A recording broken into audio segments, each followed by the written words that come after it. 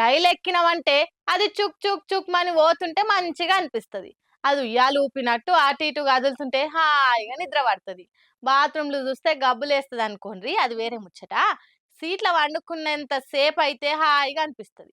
అంతేగాదు ఇప్పుడు Indian railway వోళ్ళు ప్యాసింజర్లు ఇంకింత కంఫర్ట్ ఫీల్ కావాలనని కదిలే రైలులా జలపాతాల సెట్టింగ్‌లు గూడా చేసినట్టుండ్రు. అగో అదెట్లా అంటారా? చూడుర్రి మీరే. ఇది జబల్పూర్ నిజాముద్దీన్ ఎక్స్ప్రెస్ జబల్పూర్ కెళ్ళి ఢిల్లీకి పోతున్నది. M3 కోచ్ల సీలింగ్ నుంచి జలపాతం ఎట్లా కారుతుందో చూడరిగా.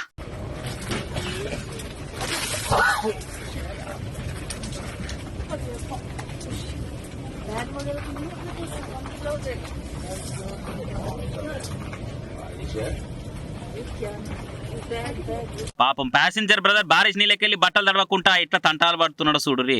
ఇక రైలు ఇట్లా నీళ్ళు కారుతున్న వీడియోని సోషల్ మీడియాలో పెట్టే వరకు కాంగ్రెస్ వాళ్ళు రైల్వే మంత్రి మీద రైల్వే డిపార్ట్మెంట్ మీద చురుకులు కాల్చి పెడుతున్నారు. అటు నెటిజన్లు కూడా ఇండియన్ రైల్వే వాళ్ళ నుంచి ఇంతకు మించి ఏం ఎక్స్పెక్ట్ చేస్తామో అని అనుకుంటే రకరకాల కామెంట్లు చేయబట్టిర్రు. ఇక ఇంకొందరు ఉండేమో ఆడాడ జలపాతాలు ఉన్నాయంటే ఈ టైంలో చూస్తానికి పోతానికి రైళ్లు బస్సులు ఎక్కుతుంటాం గానీ రైళ్లనే ఇట్లా జలపాతాల సౌలభ్యం చేసిరంటే ఎంత గ్రేట్ మనోళ్ళు అనుకుంటా ఇంకొందరు కామెంట్లు చేయబట్టిర్రు.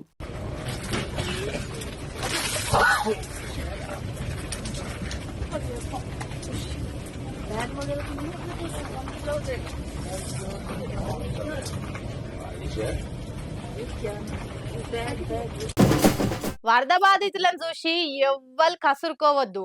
మానవతా దృక్పథంతోని పని చేయాలి. జర ఓపికతోటి ఉండాలి అని ఏపీ సీఎం చంద్రబాబు సారు పదే పదే చెప్తున్నాడు.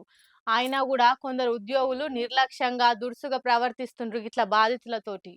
ఎన్టీఆర్ జిల్లా విజయవాడలో అజిత్ సింగ్ నగర్ వీఆర్ఓగా పనిచేస్తున్న విజయలక్ష్మి గారికి విధి నిర్వహణ చాలా కష్టమైతున్నట్టున్నది. వరద బాధితులకు రేషన్ సరుకులు ఇచ్చేతందుకు పోయి ఇష్టం ఉన్నట్టు మాట్లాడి ఆలమీనే షేర్ చేసుకున్నది మేడం గారు. అజిత్ సింగ్ నగర్ షాదీఖానా కాడ బాధితులకు రేషన్ సామాన్లు వంచనీకే పోయింది వీఆర్ఓ మేడం గారు. ముందే ఇల్లు అన్ని పోగొట్టుకున్న బాధలు ఉంటారు బాధితులు. కొందరు ఆవేశపడతారు, మమ్మల్ని ఎవరు పట్టించుకోలేదని ఆవేదన చెప్పుకుంటారు. అట్లనే మేడం గారు పోగానే ఇప్పుడు వచ్చిర్రా మొన్నటి సంది తిండి తికాన లేక తాగేతందుకు సుక్క నీళ్లు లేక అరిగోసలు పడ్డాము, ఇప్పుడు వచ్చి సామాన్లు ఇస్తురా అని జర కడుపుల బాధను గట్టిగా చెప్పుకొచ్చిండు.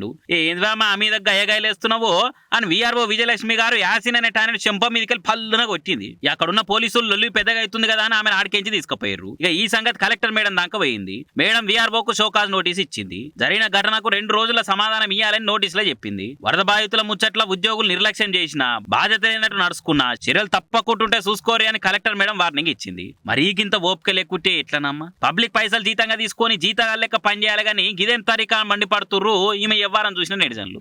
వాటర్ ఇచ్చారా తాగడానికి వాటర్ అడిగితే మీరు తాగడానికి వాటర్ అడిగితే ఒక్కొక్క బాటిల్ ఇచ్చి వెళ్ళిపోతా ఉన్నారు. భోజనానికి కూడా పెట్టడానికి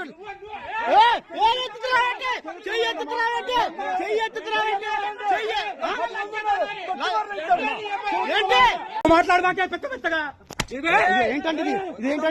ఏంటండి విఆర్ఓనా ఏంటావా నువ్వు ఎలా మాట్లాడుతున్నావు? ఇది ఫోన్ లాక్కో మాకు